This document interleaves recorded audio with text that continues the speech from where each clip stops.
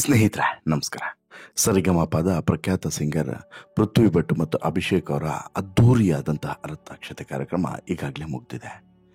ಒಂದು ಕಡೆ ಈ ಆರತಕ್ಷತೆ ಕಾರ್ಯಕ್ರಮಕ್ಕೆ ಸಾಕಷ್ಟು ಜನ ಗಣ್ಯರು ಬಂದಿದ್ರೆ, ಮತ್ತೊಂದು ಕಡೆ ಅದೊಂದು ಫ್ಯಾಮಿಲಿ ಮಾತ್ರ ಇಡೀ ಕಾರ್ಯಕ್ರಮದಲ್ಲಿ ಎಲ್ಲೂ ಕೂಡ ಕಾಣಿಸ್ಲೇ ಇಲ್ಲ.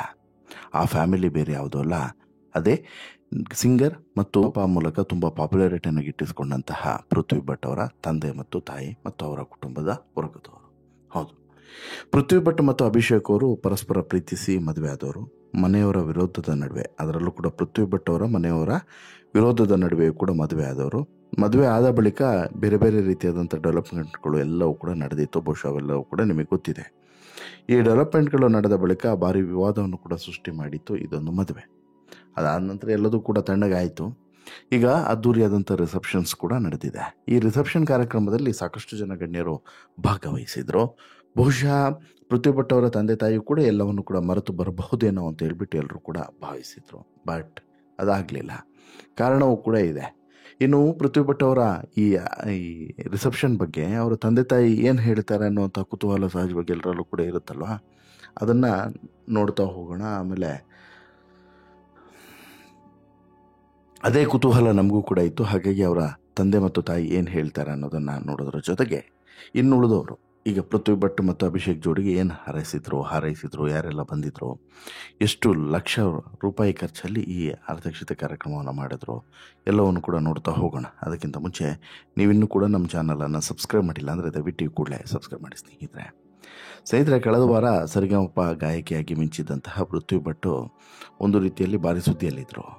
ತಮ್ಮ ಮದುವೆ ಅಭಿಷೇಕ್ ಜೊತೆಗೆ ತಾವು ಮದುವೆ ಆದಂಥ ವಿಚಾರದ ಬಗ್ಗೆ ಭಾರಿ ಸದ್ದನ್ನು ಮಾಡಿದರು. ಜೊತೆಗೆ ಭಾರಿ ಚರ್ಚೆಯ ಕೇಂದ್ರ ಬಿಂದು ಕೂಡ ಆಗಿದ್ರು.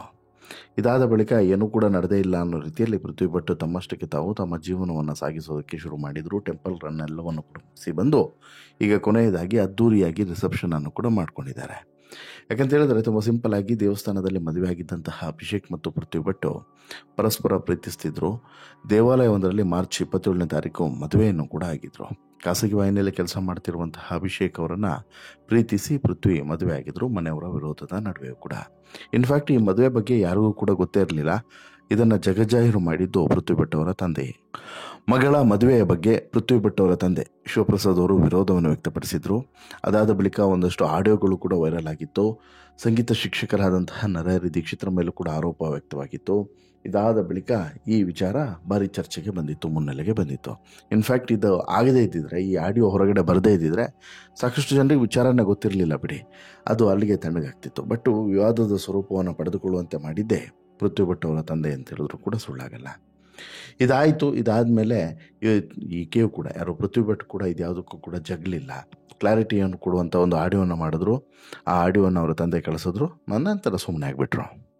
ಇದೆಲ್ಲದೂ ಕೂಡ ಆದಮೇಲೆ ಇವರಿಬ್ಬರು ಕೂಡ ಒಂದಾಗ್ಬೋದು, ತಂದೆ ಮಕ್ಕಳು ಎಲ್ಲರೂ ಕೂಡ ಒಂದಾಗ್ಬೋದು, ಸರಿ ಹೋಗ್ಬೋದು ಸಂಸಾರ ಅಂತ ಹೇಳ್ಬಿಟ್ಟು ಎಲ್ಲರೂ ಕೂಡ ಭಾವಿಸಿದರು.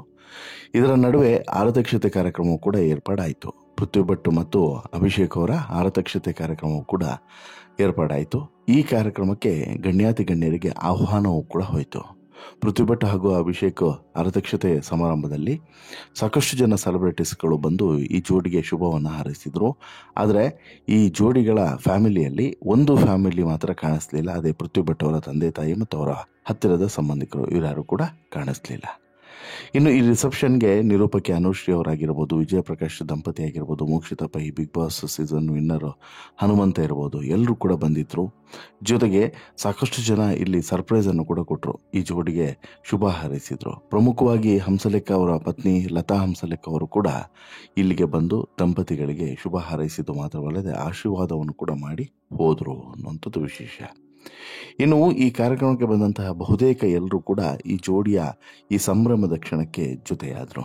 ಹಾಗೆಯೇ ಅದ್ಧೂರಿಯಾದಂತಹ ಕಾರ್ಯಕ್ರಮದಲ್ಲಿ ಸುಂದರವಾದಂಥ ಊಟವನ್ನು ಕೂಡ ಮಾಡಿ ನಂತರ ಈ ಜೋಡಿಯ ಜೊತೆಗೆ ಒಂದಷ್ಟು ಸಮಯ ಕಾಲವನ್ನು ಕೂಡ ಕಳೆದು ಆ ಸಂಭ್ರಮವನ್ನು ಇಮ್ಮಡಿಗೊಳಿಸಿ ಅಲ್ಲಿಂದ ಹೊರಟು ಹೋದರು.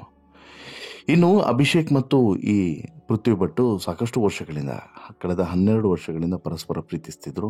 ಆರಂಭದಲ್ಲಿ ಇದು ಪ್ರೀತಿಯಲ್ಲ, ಸ್ನೇಹ, ಪರಿಚಯ ಎಲ್ಲದೂ ಕೂಡ ಆಗುತ್ತೆ. ಇದಾದ ಬಳಿಕ ಸ್ನೇಹ ಶುರುವಾಗುತ್ತೆ. ಸ್ನೇಹ ಶುರುವಾದ ಬಳಿಕ ನಿಧಾನವಾಗಿ ಅದು ಪ್ರೀತಿಯಾಗಿ ಬದಲಾಗ್ತದೆ. ಬದಲಾದ ಬಳಿಕ ಮದುವೆಯ ಮಾತುಕತೆಯೂ ಕೂಡ ನಡೆಯುತ್ತೆ, ಪ್ರಯತ್ನವೂ ಕೂಡ ನಡೆಯುತ್ತೆ. ಪೃಥ್ವಿ ಭಟ್ ಅವರ ಮನೆಯಲ್ಲಿ ಈ ಮದುವೆಗೆ ಒಪ್ಪಿಗೆ ಬರೋದಿಲ್ಲ. ಇದಾದ ಬಳಿಕ ಈ ಪೃಥ್ವಿ ಭಟ್ ಧೈರ್ಯವನ್ನು ತೆಗೆದುಕೊಂಡು ಕೊನೆಗೂ ಕೂಡ ದೇವಸ್ಥಾನದಲ್ಲಿ ಮದುವೆ ಆಗ್ತಾರೆ. ಅದಾದ ಬಳಿಕ ಬೇರೆ ಬೇರೆ ಡೆವಲಪ್ಮೆಂಟ್ಗಳು ಎಲ್ಲವೂ ಕೂಡ ನಡೆಯುತ್ತೆ. ಹೀಗೆ ಇರುವಂಥದ್ದು ಅಸಲಿ ವಿಚಾರ. ಇಲ್ಲಿ ಪೃಥ್ವಿ ಭಟ್ ಮುಖದಲ್ಲಿ ಎಲ್ಲೂ ಕೂಡ ನೀವು ಗಮನಿಸಿ, ಯಾವುದೇ ಫೋಟೋ ವಿಡಿಯೋ ಯಾವುದನ್ನಾದರೂ ಕೂಡ ಗಮನಿಸಿ, ಎಲ್ಲೂ ಕೂಡ ತಂದೆ ತಾಯಿ ನಮ್ಮ ಮದುವೆಗೆ ಬರಲಿಲ್ಲ ಅನ್ನುವಂಥ ಬೇಸರವಾಗಲಿ, ಅದರ ಬಗ್ಗೆ ಗಿಲ್ಟಿನೆಸ್ ಆಗಲಿ ಎಲ್ಲೂ ಕೂಡ ಇಲ್ಲ. ಎಲ್ಲೂ ಅಂದರೆ ಎಲ್ಲೂ ಕೂಡ ಇಲ್ಲ. ಇನ್ಫ್ಯಾಕ್ಟು ಅಭಿಷೇಕ್ ಕೂಡ ಹಾಗೇನೆ, ಇಬ್ಬರು ಕೂಡ ತುಂಬ ಆ ಮೂಮೆಂಟ್ ತುಂಬ ಅಂದರೆ ತುಂಬ ಎಂಜಾಯ್ ಮಾಡ್ತಿದ್ರು. ಹಾಗಂದ ಮಾತ್ರಕ್ಕೆ ಈ ಖುಷಿಯ ಸಂದರ್ಭದಲ್ಲಿ ಆ ನೋವಿನ ವಿಚಾರವನ್ನು ನೆನೆಸ್ಕೊಳ್ಳೇಬೇಕಾ ಅನ್ನೋಂಥ ಒಂದು ನಿಮ್ಮ ಪ್ರಶ್ನೆ ಆದರೆ, ನೆನೆಸ್ಕೊಳ್ಳೇಬೇಕು ಅಂತಲ್ಲ, ಒಂದು ಗೌರವ ಇರುತ್ತಲ್ವ, ಒಂದು ಭಕ್ತಿ ಭಾವ ಇರ್ತದಲ್ಲ, ಪ್ರೀತಿ ಇರ್ತದಲ್ಲ ತಂದೆ ತಾಯಿ ಎನ್ನುವಂಥದ್ದು, ಅದು ಯಾವುದು ಕೂಡ ಈಕೆ ಮುಖದಲ್ಲಿ ಕಾಣಿಸ್ಲಿಲ್ಲ. ಅಯ್ಯೋ ನಮ್ಮ ತಂದೆ ಬಂದಿಲ್ಲ, ಅಯ್ಯೋ ನಮ್ಮ ತಾಯಿ ಇಷ್ಟೊತ್ತಿಗಿದ್ದಿದ್ರೆ ಹೀಗಿರ್ತಿತ್ತು ಹಾಗಿರ್ತಿತ್ತು, ಇಂತಹ ಆಲೋಚನೆಗಳು ಬರಬಹುದು. ಬಟ್ ಬಂದರೂ ಕೂಡ ಇಲ್ಲಿ ನಡೀತಿರುವಂಥ ಬೆಳವಣಿಗೆಗಳು ಅದನ್ನು ವೆಲ್ಕಮ್ ಮಾಡ್ತಿಲ್ಲ ಅನ್ನೋದು ಮಾತ್ರ ಸತ್ಯ. ಅಲ್ಲಿಗೆ ಒಂದಂತೂ ಕ್ಲಿಯರಾಗಿ ಗೊತ್ತಾಗ್ತಿದೆ, ಏನೋ ಈ ಪೃಥ್ವಿ ಭಟ್ ಅವರ ಮುಖದಲ್ಲಿ ಎಲ್ಲೂ ಕೂಡ ಆ ತಂದೆ ತಾಯಿಗಳು ತಮ್ಮ ಈ ಅದ್ದೂರಿ ರಿಸೆಪ್ಷನ್ ಕಾರ್ಯಕ್ರಮಕ್ಕೆ ಬಂದಿಲ್ಲ ಅನ್ನುವಂಥದ್ದು. ಇನ್ನು ಊಟ ಮತ್ತು ಅಲ್ಲಿನ ಸಿದ್ಧತೆ ಎಲ್ಲವನ್ನು ಕೂಡ ಗಮನಿಸಿದರೆ ಸುಮಾರು ಒಂದು 10-12 ಲಕ್ಷ ಮೇಲೆ ಖರ್ಚು ಮಾಡಿದ್ದಾರೆ. ಸುಂದರವಾದಂತಹ ಫಂಕ್ಷನ್ನು ತುಂಬ ಸಿಂಪಲಾಗಿ ಮಾಡಿದ್ದಾರೆ ಅಂತಲ್ಲ, ಗ್ರ್ಯಾಂಡಾಗಿ ಮಾಡಿದ್ದಾರೆ, ತುಂಬ ಗ್ರ್ಯಾಂಡಾಗಿ ಮಾಡಿದ್ದಾರೆ. ತುಂಬ ಚೆನ್ನಾಗೂ ಕೂಡ ಅರೇಂಜ್ಮೆಂಟ್ಸ್ಗಳಾಗಿತ್ತು. ಊಟ ಇರ್ಬೋದು, ತಿಂಡಿ ಇರ್ಬೋದು, ಜೊತೆಗೆ ಅಲ್ಲಿದ್ದಂಥ ಸ್ನ್ಯಾಕ್ಸ್ಗಳಿರ್ಬೋದು, ಸ್ವೀಟ್ಸ್ಗಳಿರ್ಬೋದು, ಎಲ್ಲವೂ ಕೂಡ ಡಿಫ್ರೆಂಟಾಗಿ ಇತ್ತು. ಅಷ್ಟು ಮಾತ್ರವಲ್ಲ, ಅದರ ಜೊತೆಗೆ ಕೆಲವೊಂದಷ್ಟು ಗಣ್ಯರಿಗೆ, ಅಷ್ಟು ಮಾತ್ರವಲ್ಲ ಇನ್ನು ಕೆಲವೊಂದಷ್ಟು ಗಣ್ಯರಿಗೆ ವಿಶೇಷವಾದಂಥ ಹಾನರ್ ಕೂಡ ಮಾಡಿದ್ರು. ಹಾಗೆಯೇ ಸಂಗೀತ ಕಾರ್ಯಕ್ರಮವು ಕೂಡ ಏರ್ಪಾಡನ್ನು ಮಾಡಿದರು. ಹೀಗೆ ಅಲ್ಲಿದ್ದಂತಹ ಅಷ್ಟೂ ಜನ ಸಭಿಕರಿಗೆ, ಅಷ್ಟೂ ಜನ ಹಿತೈಷಿಗಳಿಗೆ ಪೃಥ್ವಿ ಭಟ್ ಮತ್ತು ಅಭಿಷೇಕ್ ಅವರು ದೊಡ್ಡ ಸರ್ಪ್ರೈಸನ್ನೇ ಕೊಟ್ಟರು ಅಂತಲೇ ಹೇಳ್ಬೋದು. ಉಳಿದವರು ಕೂಡ ಈಗ ಈ ಪೃಥ್ವಿ ಭಟ್ ಮತ್ತು ಈ ಅಭಿಷೇಕ್ ವರ್ಷಾನುಗಟ್ಟಲೆ ಸುಖವಾಗಿ ಸುಂದರವಾಗಿ ಇವರ ಸಂಸಾರ ಇರಲಿ ಅಂತ ಹೇಳ್ಬಿಟ್ಟು ಹಾರೈಸಿ ಹೋದರು.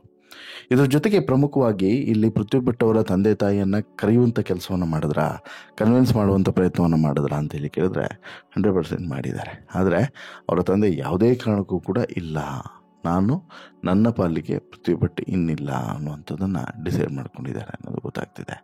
ಇನ್ನು ಮಧ್ಯದಲ್ಲೂ ಕೂಡ ಅದೇ ರೀತಿಯಾದಂಥ ಭಾವನೆ ಇದೆ, ಇಲ್ಲ ಆಗೋದಿಲ್ಲ, ಪೃಥ್ವಿ ಭಟ್ ಅವರ ಜೊತೆಗೆ ನಮಗೆ ಸಾಧ್ಯನೇ ಇಲ್ಲ ಕಾಂಪ್ರಮೈಸ್ ಅನ್ನುವಂಥದ್ದನ್ನು ಅವರ ತಂದೆ ಮತ್ತು ತಾಯಿ ಇಬ್ಬರು ಕೂಡ ಹೇಳಿದ್ದಾರೆ ಅನ್ನೋದು ಗೊತ್ತಾಗುತ್ತೆ. ಅದ್ರ ಜೊತೆಗೆ ಇಲ್ಲಿ ಪೃಥ್ವಿ ಭಟ್ ಅವರ ಸಂಬಂಧಿಕರು ಕೂಡ ಸಾಕಷ್ಟು ಜನ ಬರದೇ ಇರುವಂಥದ್ದು ಕೂಡ ಇಲ್ಲಿ ಅನುಮಾನಗಳಿಗೆ ಕಾರಣ ಮಾಡಿದೆ. ಅಂದರೆ ಇವ್ರು ಯಾರಿಗೂ ಕೂಡ ಇಷ್ಟ ಇರಲಿಲ್ಲಲ್ಲ, ಸೋದಟ್ಟು ಬೇಡ ಅಂತೇಳಿ ಡಿಸೈಡ್ ಆಗಿದ್ದಾರೆ, ಇವರು ಮೆಂಟಲಿ ಫಿಕ್ಸ್ ಆಗಿಬಿಟ್ಟಿದ್ದಾರೆ ಅನ್ನೋದು.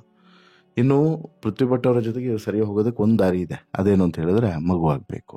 ಯಾರಿಗೆ? ಪೃಥ್ವಿಗೆ. ಹಾಗೇನಾದರೂ ಆಯಿತು ಅಂತ ಹೇಳಿದ್ರೆ ಬಹುಶಃ ಸರಿ ಹೋಗ್ಬೋದು. ಬಟ್ ಅಲ್ಲಿವರೆಗೂ ಕೂಡ ಈ ದ್ವೇಷ, ಈ ಒಂದು ರೀತಿಯಾದಂತಹ ಬೇರೆದೇ ಭಾವನೆ ಇವೆಲ್ಲದೂ ಕೂಡ ಇರಬಹುದೇನೋ ಅನ್ನೋದು ಸತ್ಯ. ವಾಟೆವರ್ ಇಲ್ಲಿ ನಡೀತಿರುವಂತಹ ಬೇರೆ ಬೇರೆ ಘಟನೆಗಳನ್ನು ನೋಡಿದ್ರೆ, ಜೊತೆಗೆ ಪೃಥ್ವಿ ಭಟ್ ಅವರ ಮುಖದ ಎಕ್ಸ್ಪ್ರೆಷನ್ಸನ್ನು ನೋಡಿದ್ರೆ ನಿಮಗೇನು ಅನಿಸುತ್ತೆ?